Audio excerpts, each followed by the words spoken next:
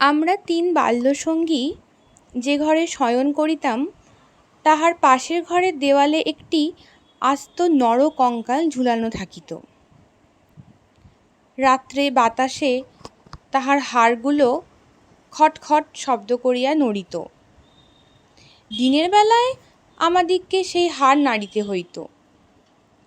আমরা তখন পণ্ডিত মহাশয়ের নিকট মেঘনাদ বধ এবং ক্যাম্বেল স্কুলের এক ছাত্রের কাছে অস্থিবিদ্যা পড়িতাম। আমাদের অভিভাবকের ইচ্ছা ছিল আমাদিগকে সহসা সর্ববিদ্যায় পারদর্শী করিয়া তুলিবেন।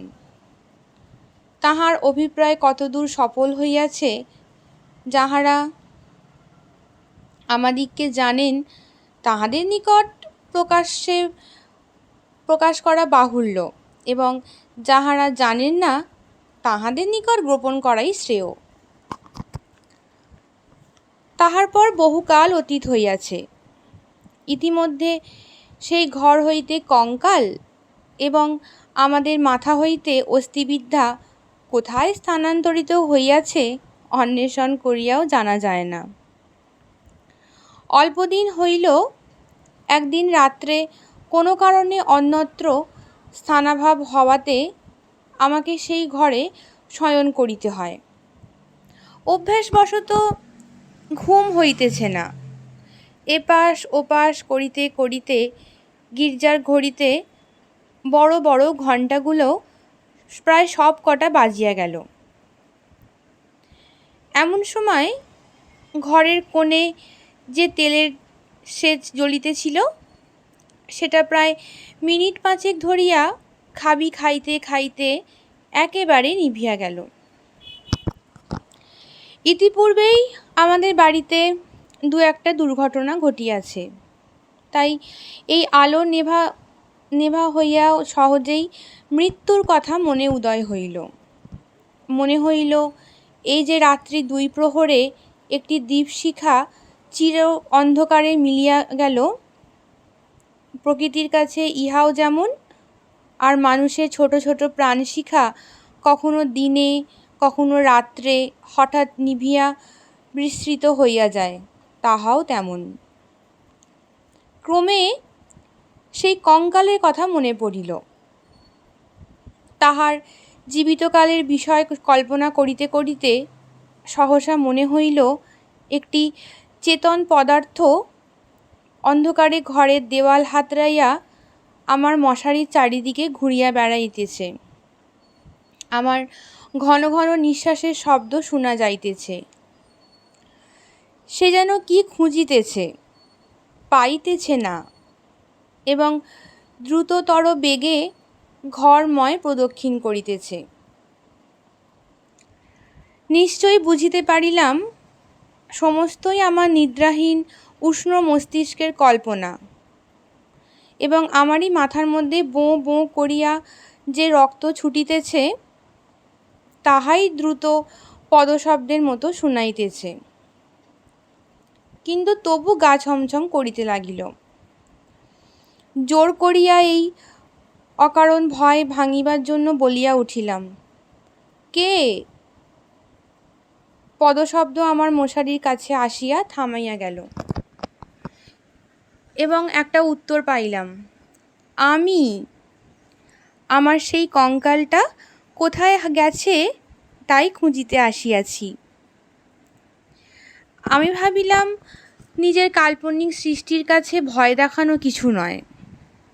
পাশবালিশটা সবলে আঁকড়াইয়া ধরিয়া চিরপরিচিতের মতো অতি সহজ সুরে বলিলাম, এই দুপুর রাত্রে বেশ কাজটি বাহির করিয়াছ, তা সে কঙ্কালে এখন তোমার আবশ্যক?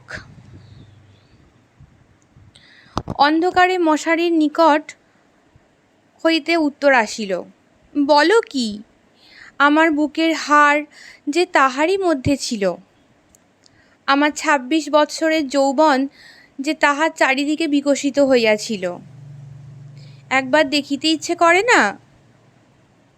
আমি তৎক্ষণাৎ বলিলাম, হ্যাঁ, কথাটা সঙ্গত বটে, তা তুমি সন্ধান করোগে যাও, আমি একটু ঘুমাইবার চেষ্টা করি। সে বলিল, তুমি একলা আছো বুঝি? তবে একটু বসি, একটু গল্প করা যাক। 35 বৎসর পূর্বে আমিও মানুষের কাছে বসিয়া মানুষের সঙ্গে গল্প করিতাম। এই 35টা বছর আমি কেবল শ্মশানের বাতাসে হু হু শব্দ করিয়া বেড়াইয়াছি। আজ তোমার কাছে বসিয়া আর একবার মানুষের মতো গল্প করি। অনুভব করিলাম আমার মশারির কাছে কে বসিল। নিরুপায় দেখিয়া আমি বেশ একটু উৎসাহের সহিত বলিলাম, সেই ভালো, যাহাতে মন বেশ প্রফুল্ল হইয়া ওঠে এমন কিছু একটা গল্প বলো। সে বলিল, সবচেয়ে মজার কথা যদি শুনতে চাও তো আমার জীবনের গল্প বলি। গির্জার ঘড়িতে ঢং ঢং করিয়া 2টো বাজিল। যখন মানুষ ছিলাম এবং ছোট ছিলাম তখন এক ব্যক্তিকে জমের মতো ভয় করিতাম। তিনি আমার স্বামী। মাছকে বঁড়শি দিয়া ধরিলে তাহার যেমন হয় আমারও সেই রূপ মনে হইত। অর্থাৎ কোনো এক সম্পূর্ণ অপরিচিত জীব যেন বঁড়শিতে গাঁথিয়া আমাকে আমার স্নিগ্ধ গভীর জন্ম জলাশয় হইতে টান মারিয়া ছিনিয়া লইয়া যাইতেছে। কিছুতে তাহার হাত হইতে পরিত্রাণ নাই। বিবাহের 2 মাস পরেই আমার স্বামীর মৃত্যু হইল এবং আমার আত্মীয় স্বজনেরা আমার হইয়া অনেক বিলাপ পরিতাপ করিলেন। আমার শ্বশুর অনেকগুলো লক্ষণ মিলাইয়া দেখিয়া শাশুড়িকে কহিলেন, শাস্ত্রে যাহাকে বলে বিষকন্যা, এই মেয়েটিও তাই। সে কথা আমার স্পষ্ট মনে আছে। শুনিতেছ? কেমন লাগিতেছে? আমি বলিলাম, বেশ, গল্পের আরম্ভটি বেশ মজার। তবে শোনো। আনন্দে বাপের বাড়ি ফিরিয়া আসিলাম। ক্রমে বয়স বাড়িতে লাগিল। লোকে আমার কাছে লুকাইতে চেষ্টা করিত, কিন্তু আমি নিজে বেশ জানিতাম আমার মতো রূপসী এমন যেখানে সেখানে পাওয়া যায় না। তোমার কি মনে হয়? খুব সম্ভব, কিন্তু আমি তোমাকে কখনো দেখি নাই। দেখো নাই? কেন? আমার সেই কঙ্কাল? বলিয়া কঙ্কাল হাসিয়া উঠিল। বলিল, আমি ঠাট্টা করিতেছি। তোমার কাছে কি করিয়া প্রমাণ করিব যে সেই 2টো শূন্য চক্ষু কোটরের মধ্যে বড় বড় টানা 2টি কালো চোখ ছিল এবং রাঙা ঠোঁটের উপরে যে মৃদু হাসিটুকু মাখানো ছিল এখনকার অনাবৃত দন্তসার বিকট হাস্যের সঙ্গে তাহার কোনো তুলনাই হয় না, এবং সেই কয়খানা দীর্ঘ শুষ্ক অস্থিখণ্ডের উপর এত লালিত্য, এত লাবণ্য, যৌবনের এত কঠিন কোমল নিটোল পরিপূর্ণতা প্রতিদিন প্রস্ফুটিত হইয়া উঠিতেছিল। তোমাকে তাহা বলিতে গেলে হাসিও পায় আর রাগও ধরে।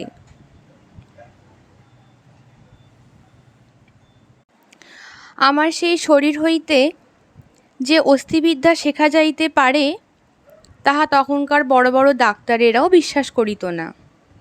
আমি জানি। একজন ডাক্তার তাহার কোনো বিশেষ বন্ধুর কাছে আমাকে কনক চাপা বলিয়াছিলেন। তাহার অর্থ এই, পৃথিবীর আর সকল মানুষই অস্থিবিদ্যা এবং শরীরতত্ত্বের দৃষ্টান্তস্থল ছিল, কেবল আমি সৌন্দর্যরূপী ফুলের মতো ছিলাম। কনক চাপার মধ্যে কি একটা কঙ্কাল আছে? আমি যখন চলিতাম তখন আপনি বুঝিতে পারিতাম যে একখণ্ড হীরা নাড়াইলে তাহার চারিদিক হইতে যেমন আলো ঝকঝক করিয়া ওঠে, আমার দেহের প্রত্যেক গতিতে তেমনি সৌন্দর্যের ভঙ্গি নানা স্বাভাবিক হিল্লোলে চারিদিক ভাঙিয়া পড়িত। আমি মাঝে মাঝে অনেকক্ষণ ধরিয়া নিজের হাত দুখানি নিজে দেখিতাম। পৃথিবীর সমস্ত উদ্ধত পুরুষের মুখে রাশ লাগাইয়া মধুরভাবে বাগাইয়া ধরিতে পারে এমন দুখানি হাত।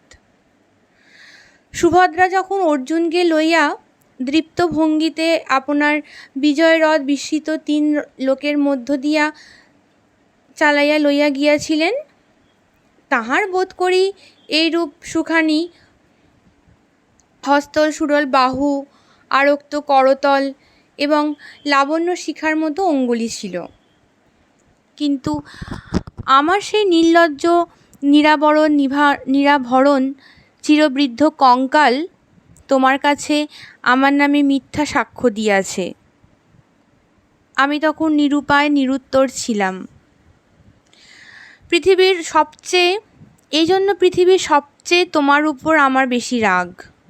ইচ্ছা করে আমার সেই 16 বৎসরের জীবন্ত যৌবনতাপে উত্তপে অরক্তিম রূপখানি আর একবার তোমার চোখের সামনে দাঁড় করাই।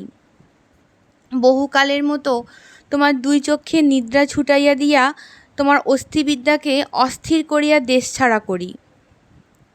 আমি বলিলাম, তোমার গা যদি থাকিত তো ছুঁইয়া বলিতাম, সে বিদ্যার লেশমাত্র আমার মাথায় নাই। আর তোমার সেই ভুবনমোহন পূর্ণ যৌবনের রূপ রজনীর অন্ধকার পটের উপরে প্রজ্বল্যমান হইয়া ফুটিয়া উঠিয়াছে। থাক, আর অধিক বলিতে হইবে না। আমার কেহ সঙ্গিনী ছিল না। দাদা প্রতিজ্ঞা করিয়াছিলেন বিবাহ করিবেন না। অন্তঃপুরে আমি একা। বাগানের গাছতলায় আমি একা বসিয়া ভাবিতাম, সমস্ত পৃথিবী আমাকেই ভালোবাসিতেছে, সমস্ত তারা আমাকে নিরীক্ষণ করিতেছে। বাতাস ছল করিয়া বারবার দীর্ঘ নিঃশ্বাসের পাশ দিয়া চলিয়া যাইতেছে, এবং যে তৃণাসনে পা দুটি মেলিয়া বসিয়া আছি তাহার যদি চেতনা থাকিত তবে সে পুনর্বার অচেতন হইয়া যাইত। পৃথিবীর সমস্ত যুবা পুরুষ ওই তৃণপুঞ্জরূপে দল বাঁধিয়া নিস্তব্ধে আমার চরণবর্তী হইয়া দাঁড়াইয়া সেই রূপ আমি কল্পনা করিতাম। হৃদয়ে অকারণে কেমন বেদনা অনুভব হইত। দাদার বন্ধু শশীশেখর যখন মেডিকেল কলেজ হইতে পাশ হইয়া আসিলেন, তখন তিনিই আমাদের বাড়ির ডাক্তার হইলেন। আমি তাহাকে পূর্বে আড়াল হইতে অনেকবার দেখিয়াছি। দাদা অত্যন্ত অদ্ভুত লোক ছিলেন। পৃথিবীটাকে যেন ভালো করিয়া চোখ মেলিয়া দেখিতেন না। সংসারটা যেন তাহার পক্ষে যথেষ্ট ফাঁকা নয়। এই জন্য সরিয়া সরিয়া একেবারে প্রান্তে গিয়া আশ্রয় লইয়াছিলেন। তাহার বন্ধুর মধ্যে এক শশীশেখর। এই জন্য বাহিরের যুবকদের মধ্যে আমি এক শশীশেখরকেই সর্বদা দেখিতাম, এবং আমি সন্ধ্যাকালে পুষ্পতরুতলে সম্রাজ্ঞীর আসন গ্রহণ করিতাম। তখন পৃথিবীর সমস্ত পুরুষ জাতির শশীশেখরের মূর্তি ধারণ করিয়া আমার চরণাগত হইত। শুনিতেছ, কি মনে হইতেছে? আমি সনিঃশ্বাসে বলিলাম, মনে হইতেছে শশীশেখর হইয়া জন্মিলে বেশ হইত। আগে সবটা শোনো। একদিন বাতলার দিনে আমার জ্বর হইয়াছে। ডাক্তার দেখিতে আসিয়াছেন। সেই প্রথম দেখা। আমি জানালার দিকে মুখ করিয়াছিলাম। সন্ধ্যার লাল আভাটা পড়িয়া রুগ্ন মুখের বিবর্ণতা যাহাতে দূর হয়। ডাক্তার যখন ঘরে ঢুকিয়াই আমার মুখের দিকে একবার দেখিলেন, তখন আমি মনে মনে ডাক্তার হইয়া কল্পনায় নিজের মুখের দিকে চাহিলাম। সেই সন্ধ্যাকালে কোমল বালিশের উপরে একটি ঈষৎক্লিষ্ট কুসুম পেলব মুখ, অসংযমিত চূর্ণ কুন্তল ললাটের উপর আসিয়া পড়িয়াছে, এবং লজ্জায় আনমিত বড় বড় চোখ পল্লব কপালের উপর চোখের পল্লব কপালের উপর ছায়া বিস্তার করিয়াছে। ডাক্তার নম্র মৃদুস্বরে ডাকিয়া বলিলেন, একবার হাতটা দেখিতে হইবে।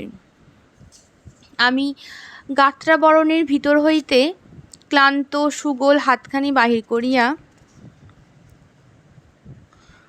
রাখিয়া দিলাম। একবার হাতের দিকে চাহিয়া দেখিলাম, যদি নীলবর্ণ কাঁচের চুড়ি পরিতে পারিতাম তো আরও বেশ হইত। রোগীর হাত লইয়া নাড়ি দেখিতে দেখিতে ডাক্তারের এমন ইতস্তত ইতিপূর্বে কখনো দেখি নাই। অত্যন্ত অসংলগ্নিতভাবে কম্পিত অঙ্গুলিতে দেখিতে লাগিলেন। তিনি আমার জ্বরের উত্তাপ বুঝিলেন। আমিও তাহার অন্তরের নাড়ি কিরূপ চলিতেছে কতকটা আভাস পাইলাম। বিশ্বাস হইতেছে না? আমি বলিলাম, অবিশ্বাসের কোনো কারণ দেখিতেছি না। মানুষের নাড়ি সকল অবস্থায় সমান চলে না। কালক্রমে আরও 2-4 বার রোগ ও আরোগ্য হইবার পরে দেখিলাম, আমার সেই সন্ধ্যাকালের মানব সভায় পৃথিবীর কোটি কোটি পুরুষ সংখ্যা অত্যন্ত হ্রাস হইয়া ক্রমে একটিতে আসিয়া ঠেকিল। আমার পৃথিবী প্রায় জনশূন্য হইয়া আসিল। জগতে কেবল একটি ডাক্তার এবং একটি রোগী অবশিষ্ট রহিল। আমি গোপনে সন্ধ্যাবেলায় একটি বাসন্তী রঙের কাপড় পরিতাম। ভালো করিয়া খোঁপা করিয়া মাথায় একগাছি বেলফুলের মালা জড়াইতাম। একটা আয়না হাতে লইয়া বাগানে গিয়া বসিতাম। কেন, আপনাকে দেখিয়া কি আর পরিতৃপ্ত হয় না? বাস্তবে কি হয় না? কেননা আমি তো আপনাকে দেখিতাম না। আমি তখন একলা বসিয়া 2 জন হইতাম। আমি তখন ডাক্তার হইয়া আপনাকে দেখিতাম, মুগ্ধ হইতাম এবং ভালোবাসিতাম এবং আপন করিতাম, অথচ প্রাণের ভিতরে একটা দীর্ঘ নিঃশ্বাস সন্ধ্যা বাতাসের মতো হু হু করিয়া উঠিত। সেই হইতে আমি আর একলা ছিলাম না।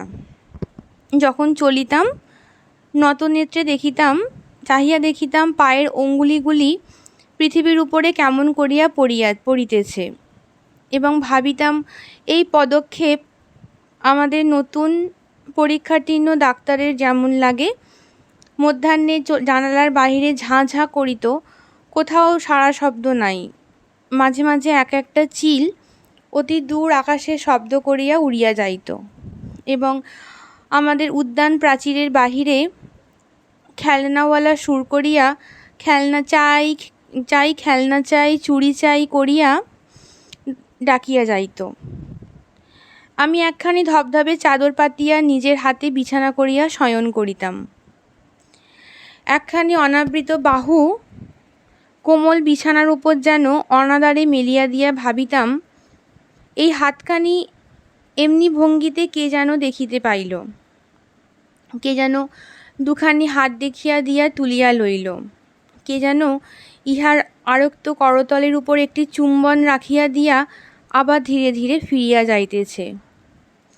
মনে করো, এইখানে গল্পটা যদি শেষ হয় তা হইলে কেমন হয়? আমি বলিলাম, মন্দ হয় না, একটু অসম্পূর্ণ থাকে বটে, কিন্তু সেইটুকু আপন মনে পূরণ করিয়া লইয়াতে বাকি রাতটুকু শেষ কাটিয়া যায়। কিন্তু তাহা হইলে গল্পটা যে বড় গম্ভীর হইয়া যায়। ইহার উপহাসটুকু থাকে কোথায়? ইহার ভিতরে কঙ্কালটা তাহার দাঁত কটি মেলিয়া দেখা দেয় কই? তারপরে শোনো, একটুখানি পসার হইতেই আমাদের বাড়ি একতলায় ডাক্তার তাহার ডাক্তারখানা খুলিলেন। তখন আমি তাহাকে মাঝে মাঝে হাসিতে হাসিতে ওষুধের কথা, বিষের কথা, কি করিলে মানুষ সহজে মরে, এই সকল কথা জিজ্ঞেস করিতাম। ডাক্তারির কথায় ডাক্তারের মুখ খুলিয়া যাইত। শুনিয়া শুনিয়া মৃত্যু যেন পরিচিত ঘরের লোকের মতো হইয়া গেল। ভালোবাসা এবং মরণ কেবল এই দুটোকেই পৃথিবীময় দেখিলাম। আমার গল্প প্রায় শেষ হইয়াছে, আর বড় বাকি নাই।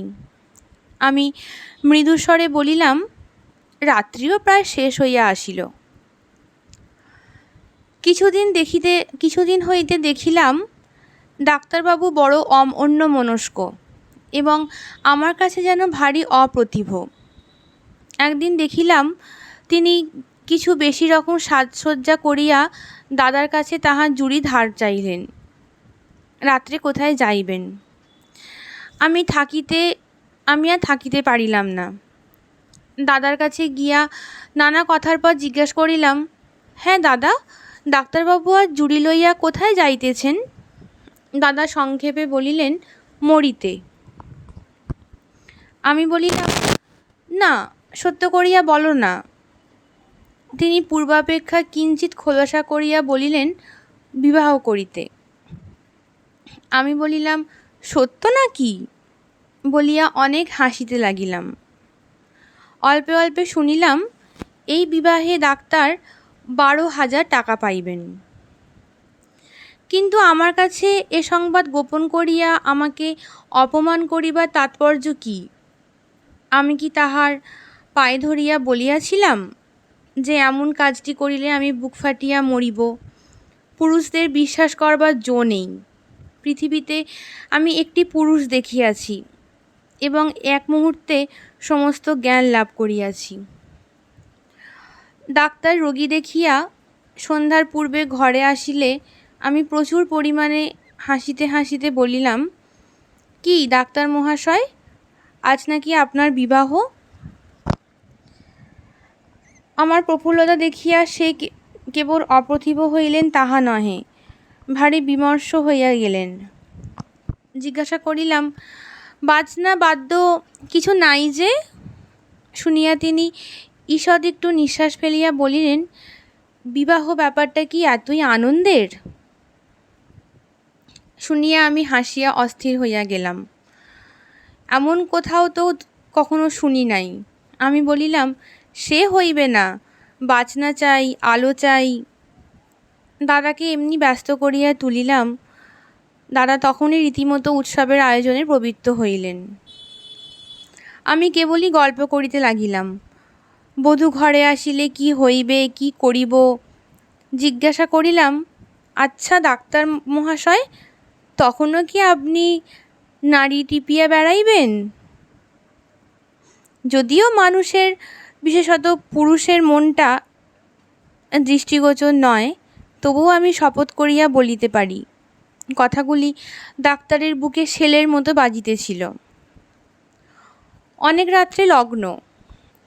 সন্ধ্যাবেলায় ডাক্তার ছাতের উপর বসিয়া দাদার সহিত 2-1 পাত্র মদ খাইতেছিলেন। দুইজনেরই এই অভ্যেসটুকু ছিল। ক্রমে আকাশে চাঁদ উঠিল। আমি হাসিতে হাসিতে আসিয়া বলিলাম, ডাক্তার মহাশয় ভুলিয়া গেলেন নাকি? যাত্রার যে সময় হইয়াছে। এইখানে একটা সামান্য কথা বলা আবশ্যক। ইতিমধ্যে আমি গোপনে ডাক্তারখানায় গিয়া কয়েকটা গুঁড়া সংগ্রহ করিয়া আনিয়াছিলাম এবং সেই গুঁড়ার কিয়দংশ সুবিধামতো অলক্ষিতে ডাক্তারের গ্লাসে মিশিয়া দিয়াছিলাম। কোন গুঁড়া খাইলে মানুষ মরে ডাক্তারের কাছে শিখিয়াছিলাম। ডাক্তার এক চুমুকে গ্লাসটি শেষ করিয়া কিঞ্চিৎ আর্দ্র গদগদ কণ্ঠে আমার মুখের দিকে মর্মান্তিক দৃষ্টিপাত করিয়া বলিলেন, তবে চলিলাম। বাঁশি বাজিতে লাগিল। আমি একটি বেনারসি শাড়ি পরিলাম। যতগুলি গহনা সিন্ধুকে তোলা ছিল সবগুলি বাহির করিয়া পরিলাম। সিঁথিতে বড় করিয়া সিন্দুর পরিলাম। আমার সেই বকুলতলায় বিছানা পাতিলাম। বড় সুন্দর রাত্রি, ফুটফুটে জ্যোৎস্না। সুপ্ত জগতের ক্লান্তি হরণ করিয়া দক্ষিণমে বাতাস বহিতেছে। জুঁই আর বেলফুলের গন্ধে সমস্ত বাগান আমোদ করিয়াছে। বাঁশির শব্দ যখন ক্রমে দূরে চলিয়া গেল, জ্যোৎস্না যখন অন্ধকার হইয়া আসিতে লাগিল, এই তরুপল্লব এবং আকাশ এবং আজন্মকালের ঘরদুয়ার লইয়া পৃথিবী যখন আমার চারিদিক হইতে মায়ার মতো মিলাইয়া যাইতে লাগিল, তখন আমি নেত্র নিমীলন করিয়া হাসিলাম। ইচ্ছা ছিল যখন লোকে আসিয়া দেখিবে, তখন এই হাসিটুকু যেন রঙিন নেশার মতো আমার ঠোঁটের কাছে লাগিয়া থাকে। ইচ্ছা ছিল যখন আমার অনন্ত রাত্রির বাসর ঘরে ধীরে ধীরে প্রবেশ করিব, তখন এই হাসিটুকু এখান হইতেই মুখে করিয়া লইয়া যাইব। কোথায় বাসর ঘর, আবার সেই বিবাহের বেশ কোথায়? নিজের ভিতর হইতে একটা খটখট শব্দে জাগিয়া দেখিলাম, আমাকে লইয়া 3টি বালক অস্থি শিক্ষা শিখিতেছে। বুকের যেখানে সুখ দুঃখ ধুকধুক করিত এবং যৌবনের পাপড়ির প্রতিদিন একটি একটি করিয়া প্রস্ফুটিত হইত, সেইখানে বেত্র নির্দেশ করিয়া কোন অস্থির কি নাম মাস্টার শিখাইতেছে। আর সেই যে অন্তিম হাসিটুকু ওষ্ঠের কাছে ফুটাইয়া তুলিয়াছিলাম, তাহার কোনো চিহ্ন দেখিতে পাইয়াছিলে কি? গল্পটা কেমন লাগিল? আমি বলিলাম, গল্পটি বেশ প্রফুল্লকর। এমন সময় প্রথম কাক ডাকিল। জিজ্ঞাসা করিলাম, এখনো আছো কি? কোনো উত্তর পাইলাম না। ঘরের মধ্যে ভোরের আলো প্রবেশ করিল।